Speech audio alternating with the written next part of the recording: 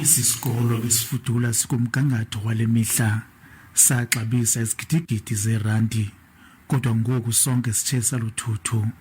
Sele kubonakala nje ubugoxo bedesika, iikhompyutha neencwadi zatsha zaphela. Le meko yenza ukufunda nokufundisa kube nzima kakhulu. Esi sikolo sintunyekwe ngomlilo amatyeli amahlanu. Abafundi ngoku bacakamela ilanga, bahambi befundela phantsi kwemithi.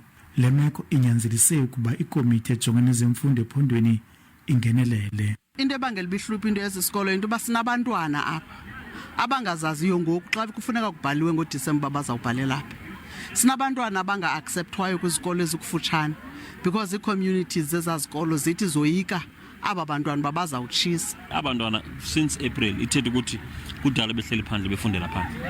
Akho kwanto yenzekayo, akabikho umuntu ubanjiweyo. So since 2014 esikolo sitsha not even umuntu oyi-1 esekuthiwa ubanjiwe. Abazali baxhalabile ngemeko egqubayo kule ilali. Kubuhlungu kakhulu bhuti ngoba kaloku singabazali abangathathi intweni, and abantwana bethu kuba buhlungu kakhulu xa kunetha ufike bephandle befundela phandle bebhudlwa imimoya. Ewesi kaloku asinayo nemali yobasa koogqirha.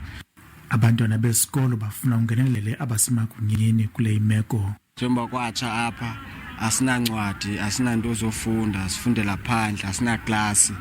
Ma-grade 12 amane sifundela phaa e-resource center e-ofisini yotitshala.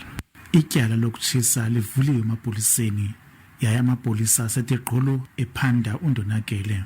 Amalungu endlu yowiso-mthetho kulindeke ukuba athi thaca ingxelo phambi korhulumente wephondo khona kuze ungenelelwe kule nyewe. Ndinkululeko Nyembezi weendaba ze-SABC eButterworth.